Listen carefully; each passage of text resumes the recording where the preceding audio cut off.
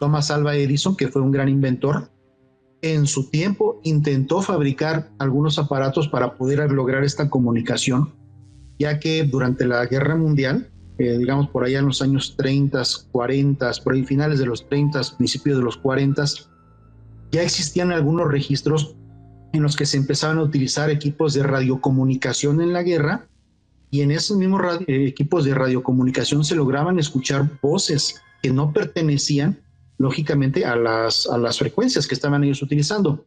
Algunas ocasiones ellos pensaban que se trataba de voces de los enemigos, de interferencia enemiga, pero después pues no encontraron ninguna evidencia al respecto de ello, y quedó simplemente como cosas que quedaron sin ninguna explicación, vamos. Entonces Thomas Alva Edison trató, por la misma necesidad después de la guerra, la gente quería recomunicarse con sus familiares muertos, trató de fabricar un par de equipos para poderlo lograr, y esas patentes desafortunadamente nunca vieron la luz, no salieron al mercado. Uno de ellos era la ouija electrónica y otro era el teléfono fantasma, ¿no? Entonces eran cosas muy interesantes que ya tenían mucho tiempo que se investigaban, pero digamos que con la ouija electrónica y el teléfono fantasma y el Spirit Phone. ¿Y cómo funcionaban estos aparatos?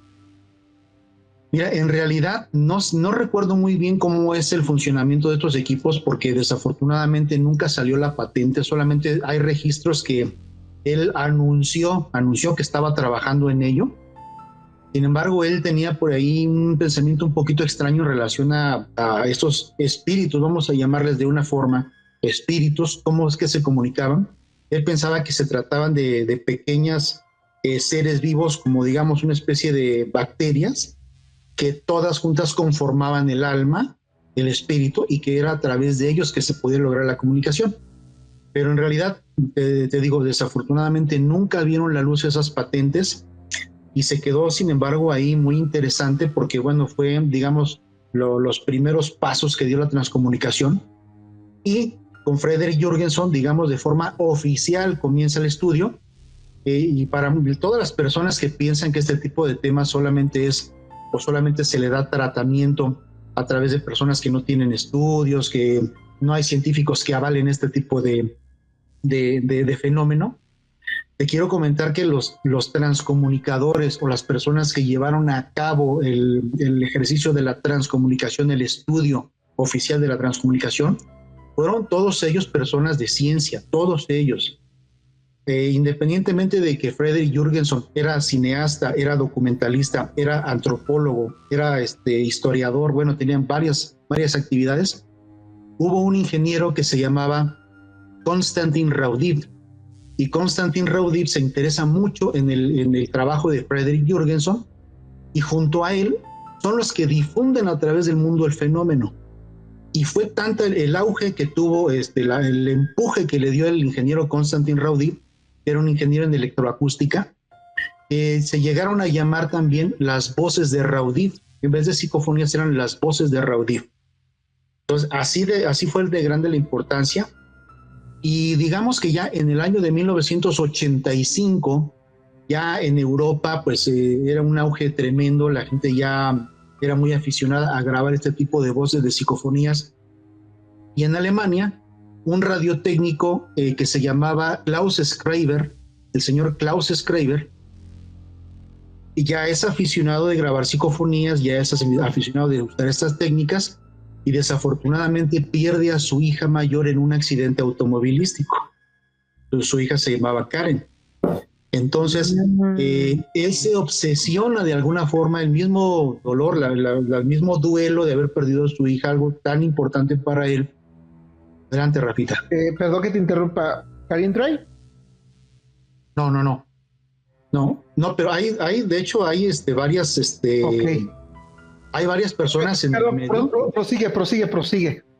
Discúlpame, bueno. Es que es similar, ¿no? El caso de Karin Tray, que igual no lo comentas ahorita más adelante.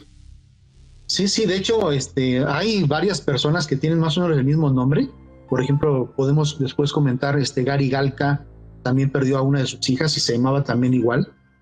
Entonces, pero ya es un tema que podemos ver más adelante para extendernos un poquito en relación a todo lo que tenga que ver con la transcomunicación.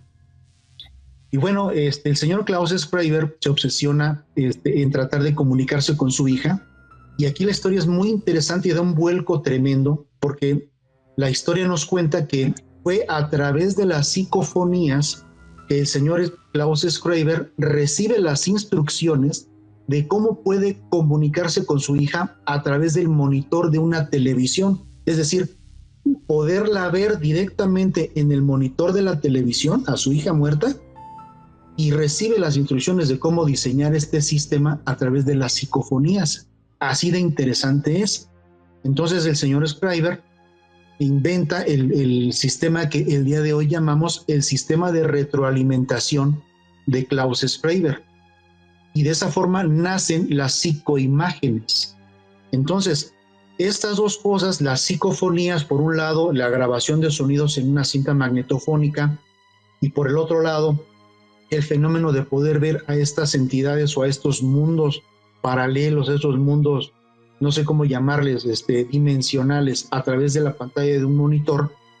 Entonces, en su conjunto, que son psicoimágenes y psicofonías, se le llama transcomunicación instrumental, que fue un término que acuñó un ingeniero, fíjate, un ingeniero en física, un físico alemán llamado Ernst Senkowski. El doctor Ernst Senkowski, él oficialmente acuña el término transcomunicación instrumental para referirse a todas aquellas comunicaciones que se pueden lograr a través del uso de equipos electrónicos, ya sea de video o de audio, digitales o analógicos.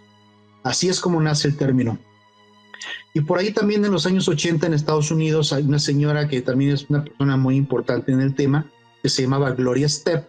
La señora Gloria Stepp acuña un término para referirse a las psicofonías que a mí en lo personal me parece mucho más adecuado, más correcto, que es el término fenómeno de voz electrónica, o por sus siglas en inglés, EVP, Electronic Voice Phenomenon.